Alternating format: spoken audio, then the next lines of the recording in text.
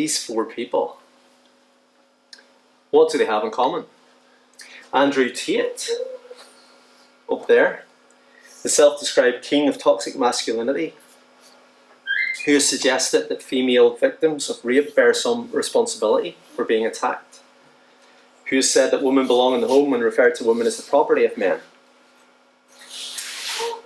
Beside him we have Alva Smith, who is an Irish feminist and LGBTQI activist, a founding member of marriage equality and co-director of the Together for Yes campaign in the lead up to the Repeal the Eighth referendum, which was about abortion and women having choice. If you've watched Eurovision, you don't need me to introduce Bambi Folk to you. The self-described queer Ouija pop star who uses non-binary personal pronouns, they and them. And as they entered Eurovision, they were asked by BBC News Northern Ireland, what does this year's song choice say about modern Ireland? And they answered, progression. It shows that the people are a lot more forward thinking. And then over here, with his arms folded, we have Enoch Burke, who is being detained currently in Mountjoy Prison for his refusal to comply with court orders not to attend Wilson's Hospital School.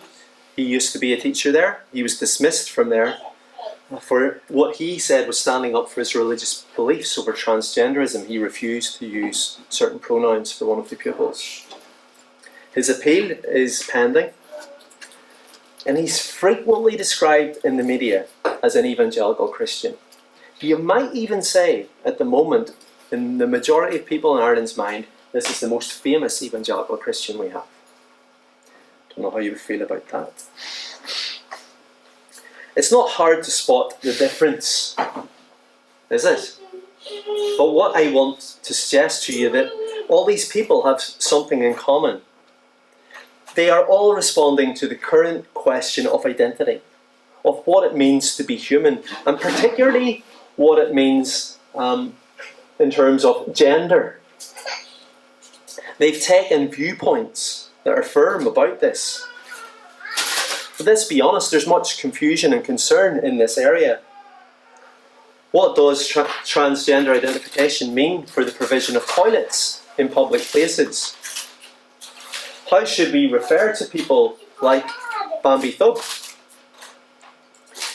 if we don't necessarily agree with their views on biology or being non-binary?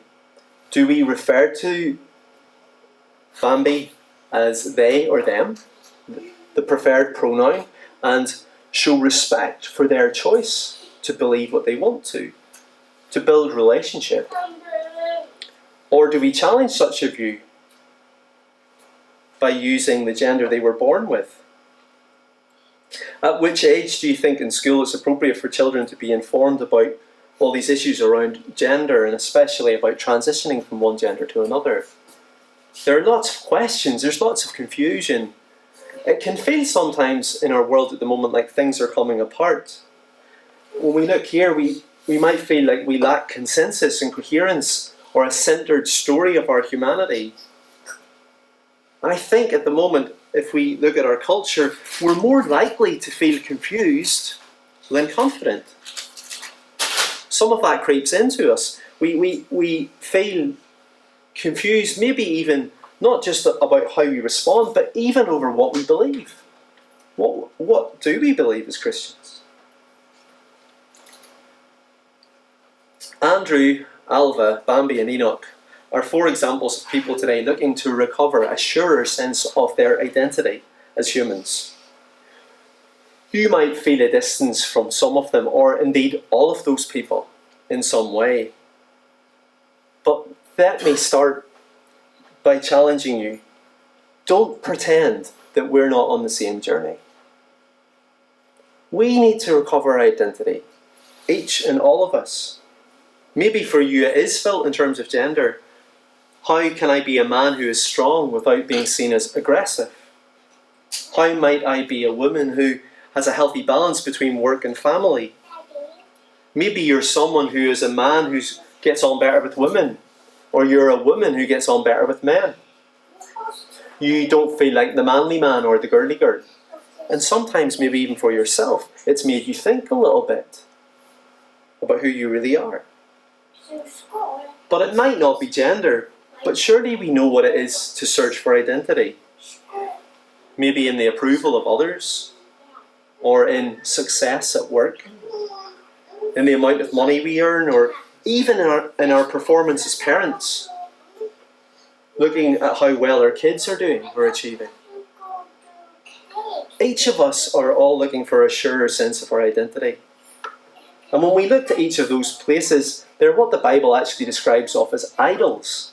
They're good, but we're looking for God, and we're looking for security that those things can't bear.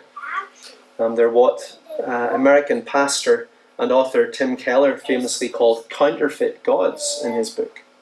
Counterfeit because they are empty.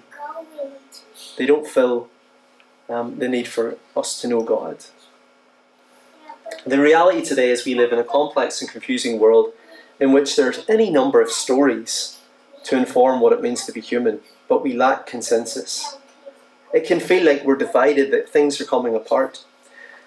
And in the past weeks, as we've engaged with the Bible's beginnings in Genesis and what it means to be human, we've allowed this story to interact with these other stories in our culture. And actually, we've allowed this story to unearth some of the stories beneath these issues.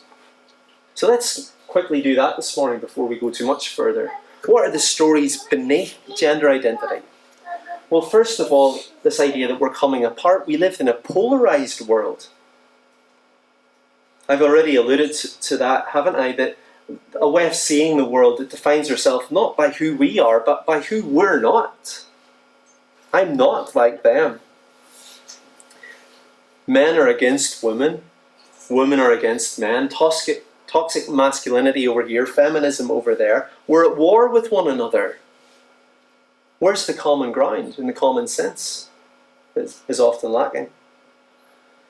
Some of this polarisation comes from identity politics, where marginalised groups seek to defend particular rights through politics, but it ends up with a narrow outlook, and it ends up with us othering people, defining ourselves by what we're not. There's actually many stories as well that make us feel divided today. I wonder, do you think that's how things should be? Is that the best vision for us as humans? That we just all live in our own little corner?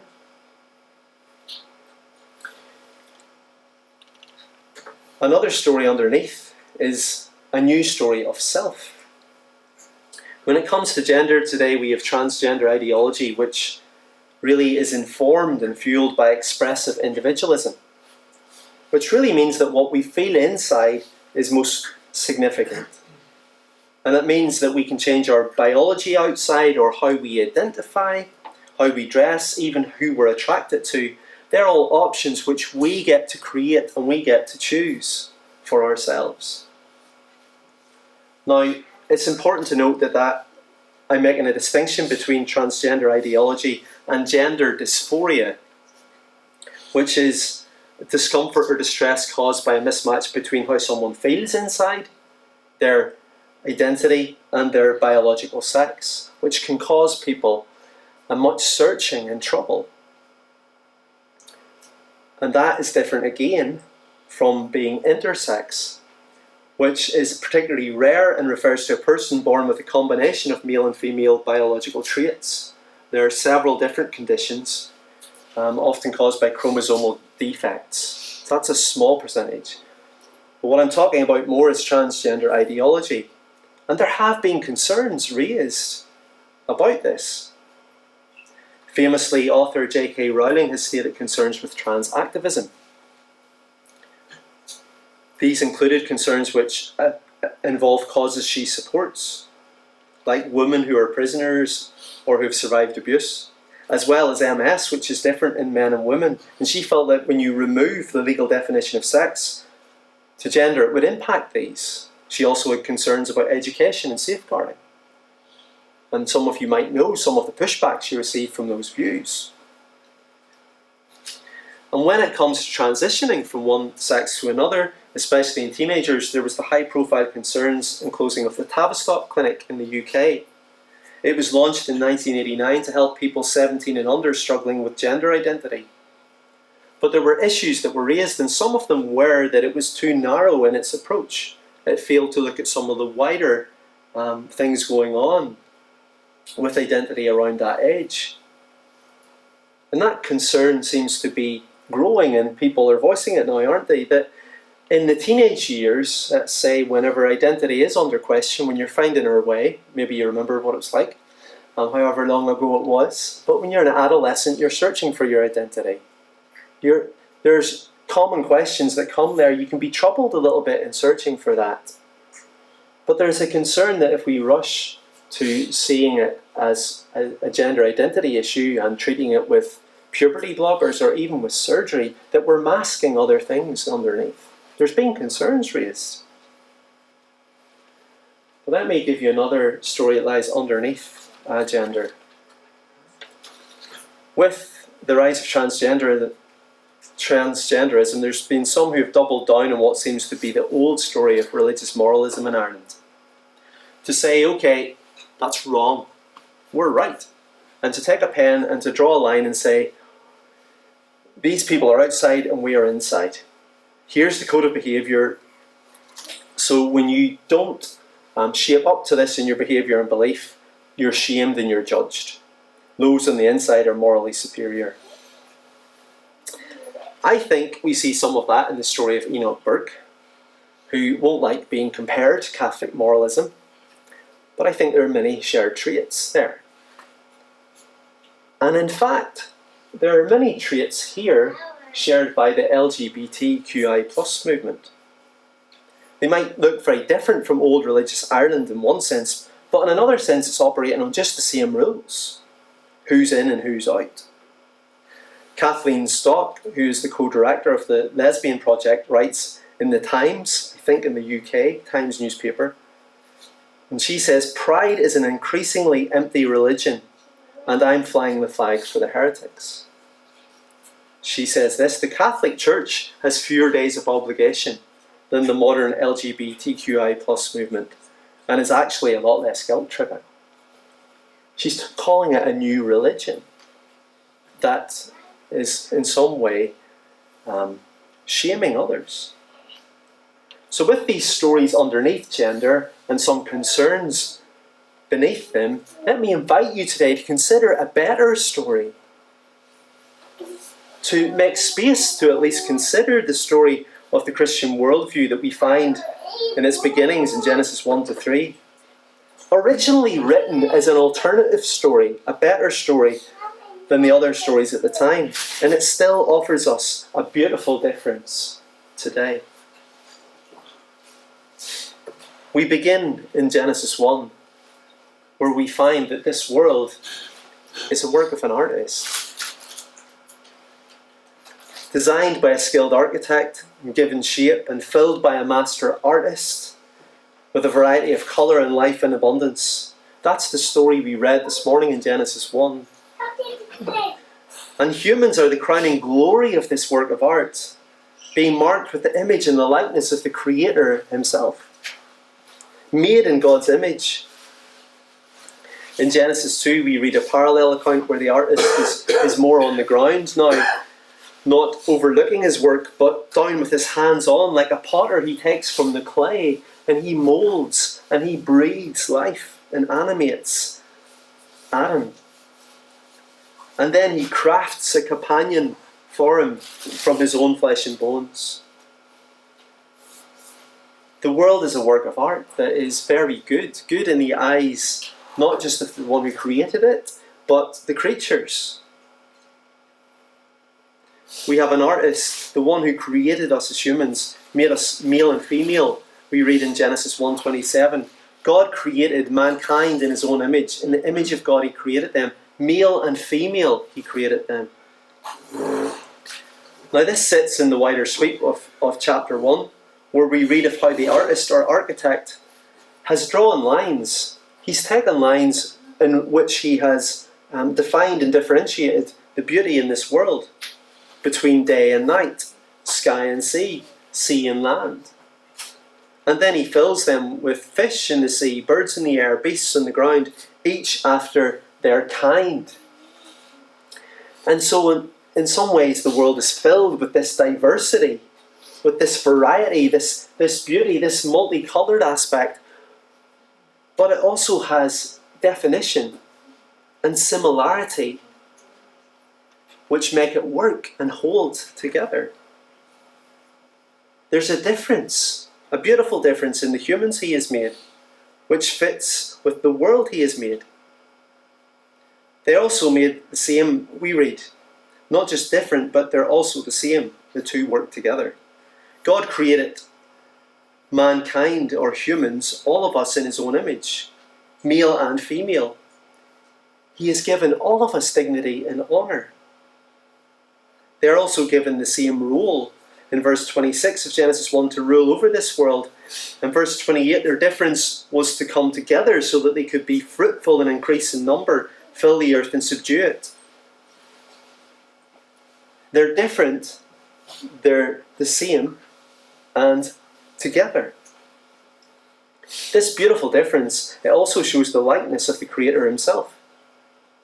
As we continue on in the pages of the Bible and the unfolding stories of Scripture, we learn that God didn't make the world because he was lonely.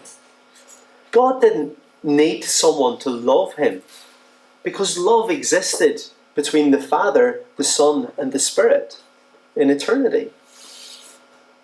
There's difference there. Father, Son, and Spirit. And yet, they are one God. There's a sameness there.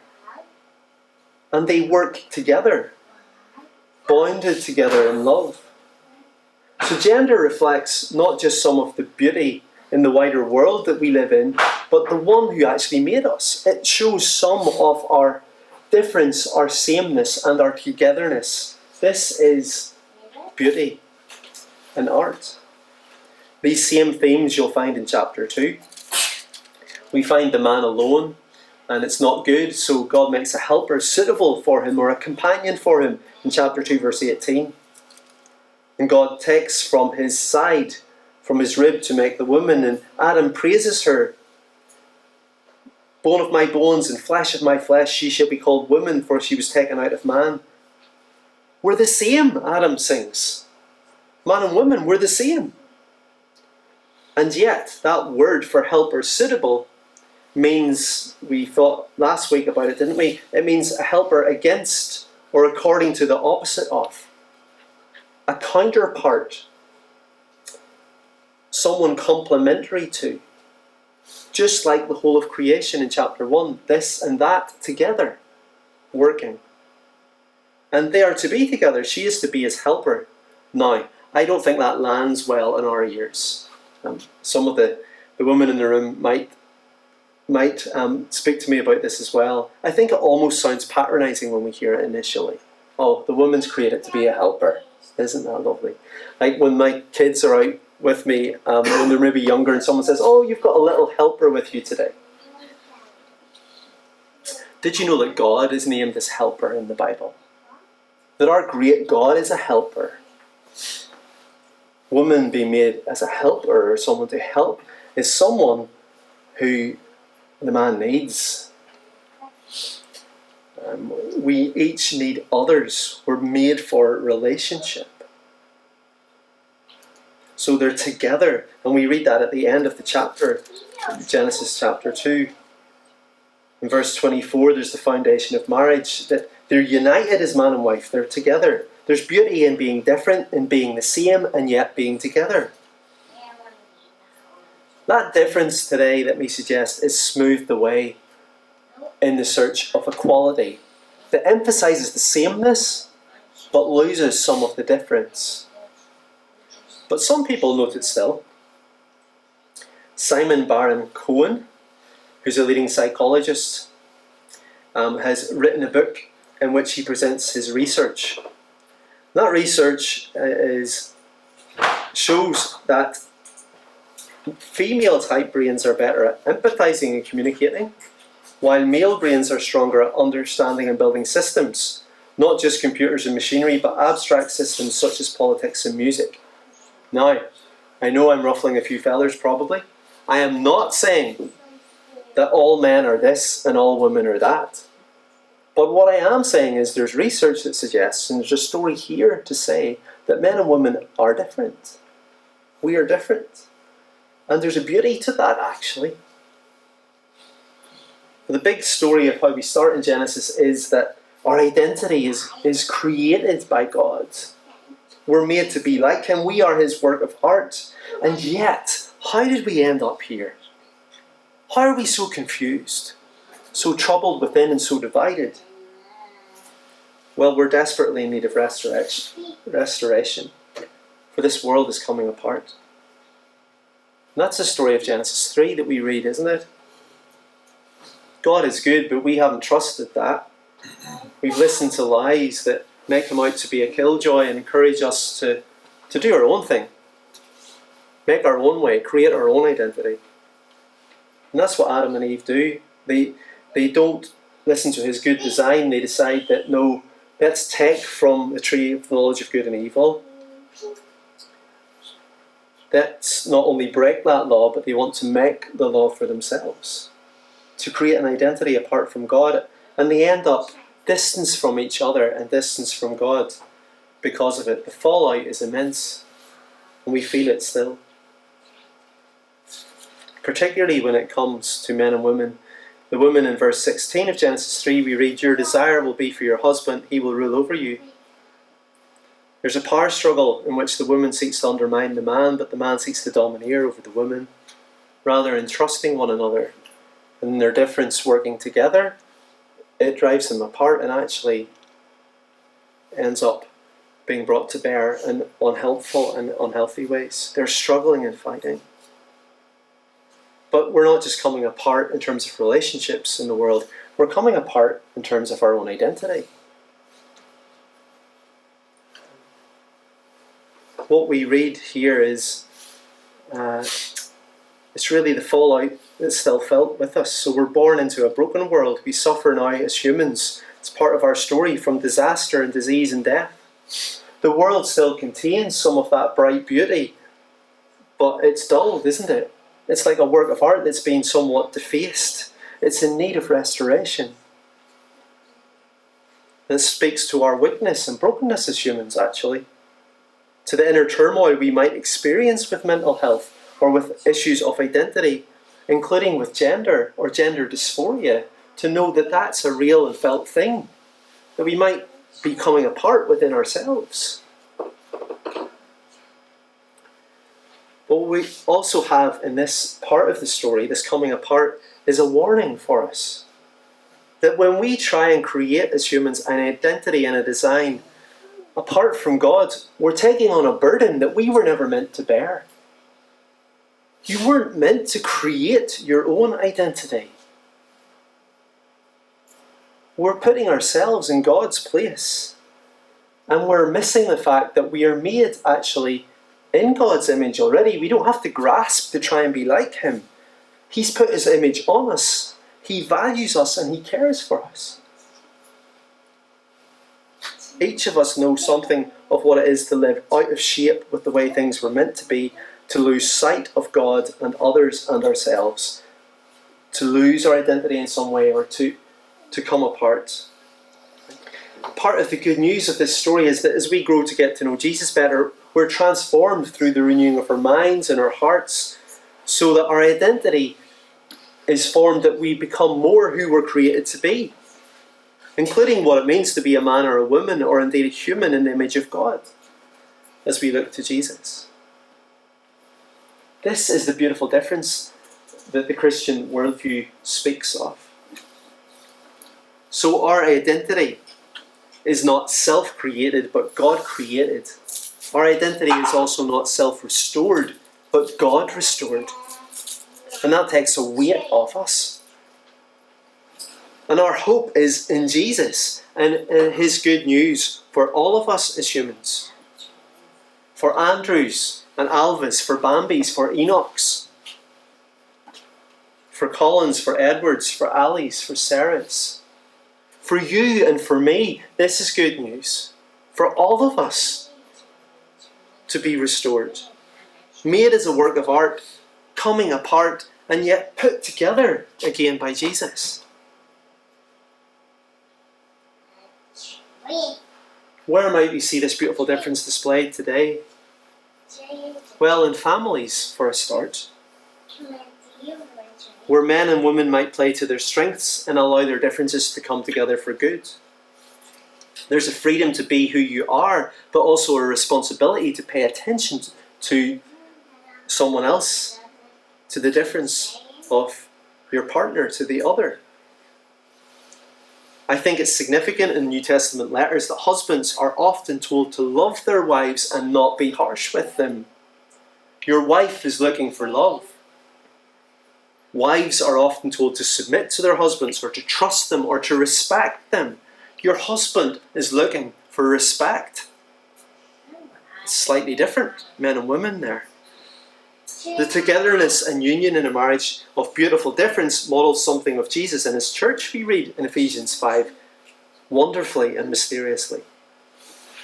Beautiful difference in our families, but also in our church family. We are men and women together, who are brothers and sisters as the family of the Lord and friends. And so we're together as a caring community. And some of us today, let's not talk about them, let's talk about us for a moment. Some of us today might need support with issues around our identity, or our sexuality, or our gender, in a way that is gracious and understanding, that is not judgmental or moralistic. So let's be a community of love and grace to help each other walk in the truth of Jesus. As your pastor today, I'm available to be a listening ear. And our leadership team, Edward and Ali and Sarah, are available to help you towards the help that you might need in these areas. We're together, but we're also different. It's healthy, actually, and liberating sometimes, I know, for, I think the sisterhood, is it? Have a WhatsApp group that shares lots of things and meets together. And the men are, as usual, a little bit behind on that. But it's good for us as men and women to maybe talk separately sometimes, because we have different things. We think, actually, in different ways. We have different needs, so there can be a healthiness to that discipleship in our difference. And let's look for opportunities to do that. But how do we respond with the difference that is beautiful when it comes to transgender ideology as Christians? Well, let me suggest that before we speak, we listen. Andrew, Alva, Bambi and Enoch, you remember from the start, each have their own story which is worth listening to. Each of them are human and worthy of dignity and respect. Even if we don't agree, we might learn something. Let's listen to the stories, though, that aren't just the words on the surface, that aren't just the behaviours or even someone's dress. Let's listen to something deeper. Jesus says in Luke 6:45, "From the abundance of the heart the mouth speaks." The Bible consistently tells us that it's our actions outwardly are coming from this fountain of life inwardly. Our heart as the inner person where we have thoughts and emotions and decisions of our will. So as we're talking with people about this and we see they're really passionate about something, what they're trying to say to you is, this is something I really care about. Listen to what that is they care about. And even below that might be, here is where they find identity. Here is what they worship. Here is where they look for security. When we have conversations down in these levels, they're more meaningful and honouring to Jesus than the conversation up in this level that just slings stones at each other and says, you think this, I think that. Let's go down a level. Let's listen to what's really going on. And then once we've listened, let's be confident that the story we have as Christians, it really is good news. A story of beautiful difference. And let's speak out for the vision that we have of human flourishing. remembering you don't do it alone.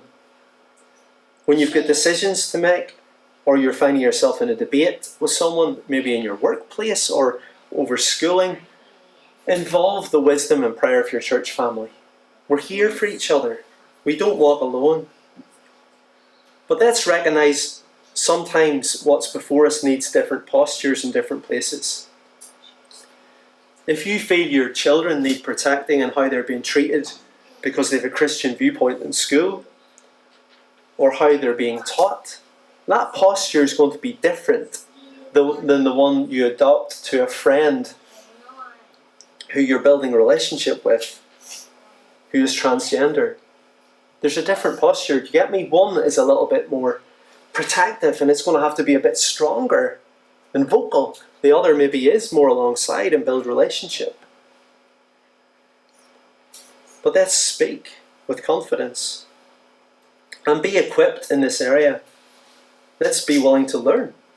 I have a number of resources which I'll make available. If you're someone who's a Christian, you want to think more deeply about these things. Or if you're someone who wants to know what a Christian view of transgender is, I have resources as well. Or even better, to meaningfully explore the person of Jesus. Because when we get to know him, all our issues of identity as humans make sense. As I finish, here is the beautiful difference of Christianity when it comes to gender and identity. It's this, that our identity is not ours to create. You don't have to make it for yourself. God created it. It's ours to discover and unpack. And yet it takes a life long to probably do that. But we are his work of art. But let me not pretend today that that's easy. Being human isn't easy. In terms of gender or other issues of identity, we might struggle. We might find we've lost our way. In our brokenness, we need to be restored. We're coming apart. And yet the recovery of our identity, it's not ours to work out, but it's God's to restore us in Jesus and then to display his beauty in us, in our life together. Such a beautiful difference. It doesn't belong to progressive secularism or conservative moralism. It's not running ahead, or it's not stuck in the past. It is a beauty that belongs to those who are in step with the one who is the way, the truth, and the life. He is the beautiful one. Let's look to him today.